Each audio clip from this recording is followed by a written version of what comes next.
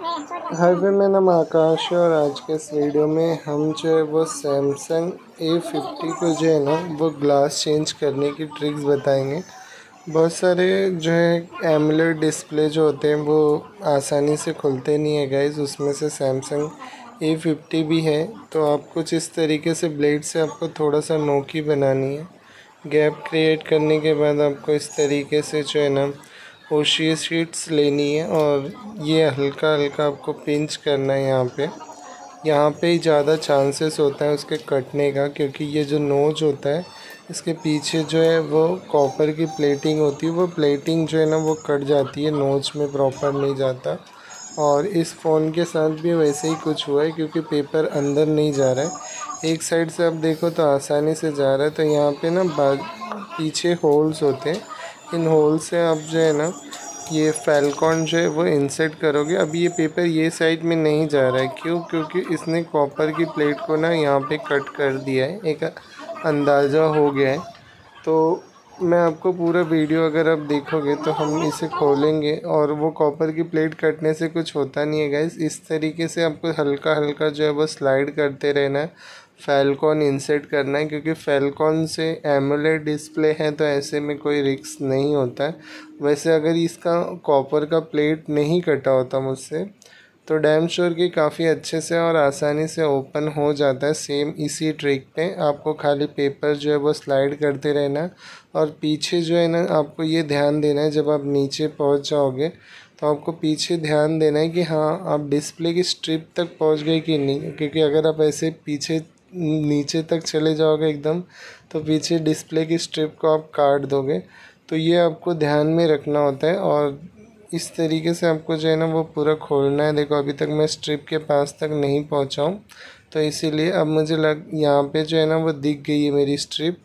तो अब बस हो गया। अब यहाँ पे क्या करेंगे हम आगे जो है ना बॉटम साइड से नीचे से फैलकॉन इंसर्ट करेंगे और वहाँ से कोशिश करेंगे कि वो ग्लू जो है वो छोड़े, क्योंकि ये आपको इस तरीके से करना है, एकदम पास तक जाना है और वहीं पे रुक जाना है, ज़्यादा अंदर तक नहीं जाना है, क्योंकि अगर पूरा नीचे तक जाओगे तो डिस्प्ले की स्ट्रिप जो है वो कट जाएगी।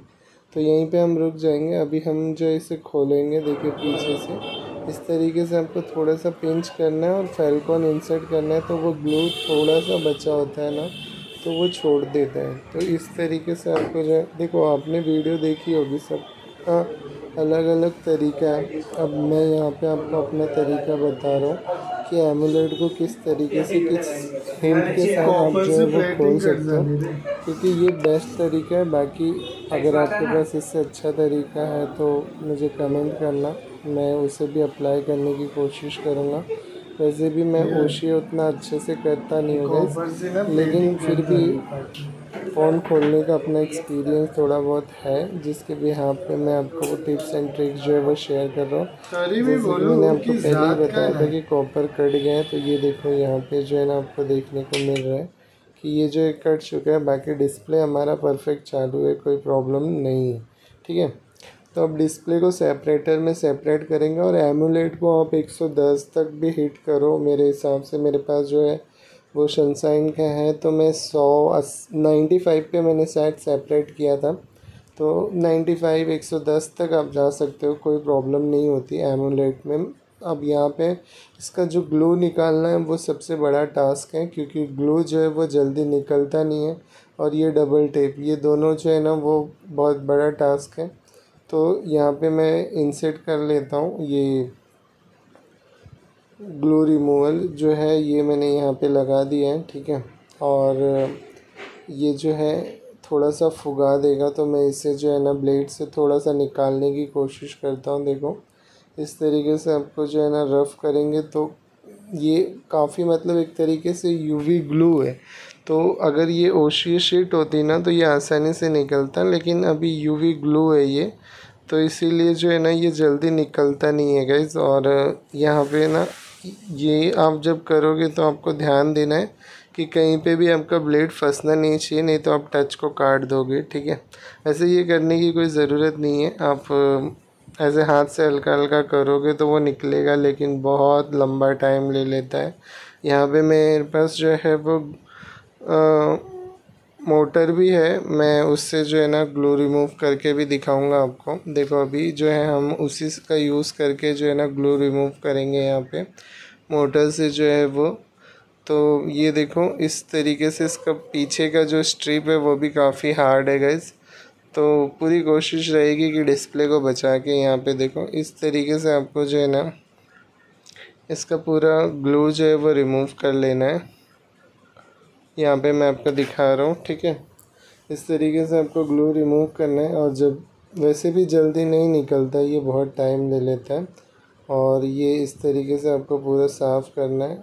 नॉर्मली जो है इतना सब कंपटीशन हो गया गाइस कि ये सब करने के बावजूद भी आपको कितना मिलेगा ओशिये का, बहुत कम प्राइस चल रहा है मार्केट में। ओशिये की मार्केट में बहुत ज़्यादा कंपटीशन है। अगर आप भी मशीन लेने की सोच रहे तो 2 बार सोच के लेना, क्योंकि मेरे हिसाब से तो बहुत ज़्यादा कंपटीशन आ गया है आज की डेट में। और नॉर्मली मार्केट में जो है जो कॉपी कॉम्बोज आने लगे हैं अब उनमें जो होता है वो ग्लास रिप्लेसमेंट का ऑप्शन होता है। टच रिप्लेसमेंट का ऑप्शन बहुत रेयर केसेस में है और नॉर्मली जो है वो टच ही ख़राब होता है। ग्लास तो खैर टूट ही जाता है कॉपी डिस्प्ले का। तो ये सब मार्केट की कंडीशंस में है। बाकी अगर आप लोग कमेंट करोगे तो मैं आपको वीडियोस बना के ज़रूर बताऊंगा। और यहाँ पे जो है ना हम इस तरीके से इसका पूरा रिमूव करेंगे। अब ये बहुत पेशेंस रखना पड़ता है और बहुत ज़्यादा टाइम भी ले लेता है, क्योंकि नॉर्मली जो है ना क्लीनिंग में ही सबसे ज़्यादा टाइम जाता है। और एमुलेट का जो ग्लू है वो बहुत तगड़ा होता है, जल्दी निकलता नहीं है। देखो इस तरीके से आप निकालोगे, फिर नाखून से आपको रगड़ के निकालना पड़ता है, तो बहुत टाइम लग जाता है। आपको ये लग रहा होगा कि 15 से 20 मिनट में ये वीडियो बन जाएगी, लेकिन ऐसा नहीं है। बहुत सारे पॉज है वीडियो में, बहुत जगह पे फास्ट फॉरवर्ड किया गया है, तो वो सब आपको देख के नहीं पता चलेगा। लेकिन नॉर्मली 1.5-2 घंटा लग जाता है, 2-2.5 घंटा भी लग जाता है कभी कभी। तो अगर थोड़ा सा काम ख़राब हुआ तो फिर से करो, ठीक है। वैसे इस फ़ोन की बात कर रहा हूँ मैं, क्योंकि इसको खोलने में भी नॉर्मली डिस्प्ले बनाने में ज़्यादा टाइम नहीं लगता, आधा घंटे के अंदर ही हो जाता है, ठीक है। तो वो सब ट्रिक के ऊपर है, आपके अपनी प्रैक्टिस के ऊपर है। आप जितना ज़्यादा काम करते हो उस हिसाब से। अब यहाँ पे नॉर्मली मैं ये कर रहा था तो मैंने दिखाया कि हाँ देख लीजिए गाइस किस तरीके से करना होता है, ठीक है। और अगर आप लोग कमेंट करोगे तो मैं आगे भी ओशियो की वीडियोस जो है वो लाता रहूँगा अपने चैनल पे, ठीक है।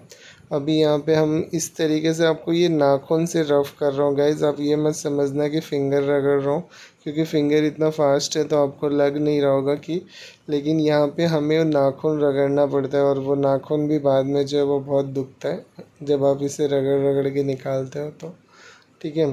वैसे बहुत सारे केमिकल्स आते हैं जो और इजी कर देते हैं, लेकिन काफ़ी महंगे हैं। अब जाहिर सी बात है कंपटीशन के दौर में अगर आपको पैसे बचाने हैं तो आपको हर इस जगह से बचाना पड़ेगा जहाँ से आप बचाने की पूरी कोशिश करो। अभी नॉर्मली अगर आप लिक्विड ले लेते हो ठीक है, कोई बात नहीं कर लोगे, लेकिन प्रॉब्लम ये है कि उतना आपके पास काम आना चाहिए, ठीक है। और सब जगह पे अगर इन्वेस्टमेंट नहीं करोगे तो बचाओगे क्या, ये भी बात होती है। तो यहाँ पे देखो फटाफट से जो है वो मैंने क्लीन कर लिया है। अब ये नाखून से रगड़ना पड़ रहा है और ये बॉटम का जो है, क्योंकि यहाँ पे लेंस की स्ट्रिप होती है तो वहाँ पे आपको जो है वो बहुत ध्यान से देना पड़ता है, क्योंकि एक हल्की सी गलती आपका डिस्प्ले जो है वो तोड़ देगी।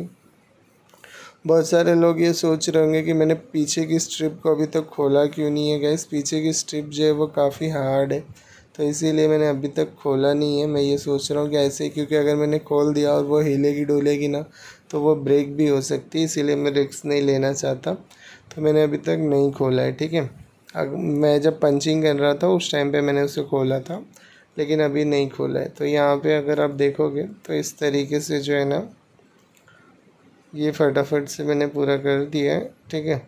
इसी तरीके से आपको नाखून से क्लीन करना है, फिर कपड़े से साफ़ करना है, फिर लिक्विड डालनी है, फिर नाखून से साफ़ करना है। ये बहुत लेंदी प्रोसेस होता है और बहुत पेशेंस के साथ। हल्का सा प्रेस ज़्यादा हुआ डिस्प्ले टूट जाएगा, पूरी मेहनत आपकी ख़राब हो जाएगी। तो ये सब प्रॉब्लम होती है। अभी देखिए फिर ये फैल्कॉन डाला, फिर रफ़ करेंगे, फिर ग्लू निकलेगा, तो इस तरीके से हल्का हल्का आपको जो है वो निकालते रहना है जब तक कि पूरा क्लीन ना हो। अगर पूरा क्लीन नहीं होगा तो फिर आपका जो है बबल रिमूव नहीं होगा, अच्छे से फिनिशिंग नहीं आएगी डिस्प्ले पे। और इतना सब करने के बाद मार्केट का जो रेट है गाइस वो 300 350 रुपये है, ठीक है। तो काफ़ी मार्केट ख़राब हो चुकी है, उतने में लिक्विड फेल्कॉन ही ख़त्म हो जाता है। लगभग 10 कॉम्बो बनाओगे तो फेल्कॉन ही ख़त्म हो जाता है आपको, ऐसे अगर ये फ़ोन होंगे तो, ठीक है। मैं आपको डरा नहीं रहा हूँ, लेकिन ये सब फैक्ट है जो मैं आपको बताता हूँ, बाकी नॉर्मली लोग आपको नहीं बताएंगे। लेकिन मैं फैक्ट बता रहा हूँ कि हाँ ऐसा ऐसा है, बाकी आप अपना खुद सोच सकते हो, ठीक है। तो अगर जो लोग लेना चाहते हैं वो अगर वो कमेंट करेंगे तो मैं इन फ्यूचर वीडियोस भी बनाऊंगा उस टॉपिक पे कि क्या प्रॉफिट है क्या लॉस है। लेकिन अभी फ़िलहाल तो एक टाइम था ओशी बहुत चल रहा था मार्केट में, लेकिन अब धीरे धीरे जो है ना इसका भी क्रेज़ ख़त्म हो चुका है, ठीक है। तो अब यहाँ पे जो है ना कॉम्बो क्लीन कर दिया हमने फटाफट से। और ये देखिए कितना भी साफ़ करो इसका जो है ना, मैंने देखा है जितना भी साफ़ करो फिर आ जाता था, फिर आ जाता था, ऐसे साफ़ ही नहीं हो रहा था जल्दी, ठीक है। तो ये कैसे कैसे करके हमने इसे साफ़ किया था और पूरा क्लीन किया है। और उसके बाद जो है वो आप देखिए डिस्प्ले को अभी भी थोड़ा बहुत बचा है, तो ये एंगल चेंज किया है यहाँ से फिर से आप देखिए अभी भी हमारा डिस्प्ले वर्किंग कंडीशन में है। और जो है ना टच वर्क कर रहा है, ऐसा नहीं है कि टच वर्क नहीं कर रहा है। जो फ़ोन अभी बूट हुआ है और एक्चुअल में बैटरी लो है फ़ोन की, लेकिन काम कर रहा है। एक बार के लिए मेरी सांसें भी रुक गई कि इतनी मेहनत ख़राब तो नहीं हो गई, कहीं ब्लेड तो नहीं लग गया, लेकिन नहीं, टच काम कर रहा है, ठीक है।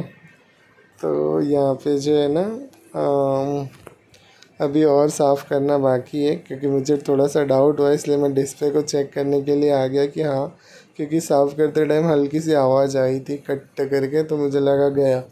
तो इसलिए मैं जो है ना वो फिर से कंफर्म कर रहा था कि कहीं चला तो नहीं गया, लेकिन नहीं है, अभी ज़िंदा है। तो अभी फटाफट से जो है फिर से क्लीन करते हैं, क्योंकि क्लीनिंग में बहुत टाइम लग रहा है। और मेरे पास कोई हार्ड वाला मतलब वो रिमूवर नहीं है, नॉर्मली है, फेल्कॉन है और एक और है, फिर बबल रिमूवर है, ग्लू रिमूवर है, 2-3 क्वालिटी के, लेकिन सब उतने अच्छे नहीं हैं, ठीक है। और जो है ना यहाँ पे देखो ये जो है मैं यूज़ कर रहा हूँ और इसे अच्छे से क्लीन करेंगे फिर से।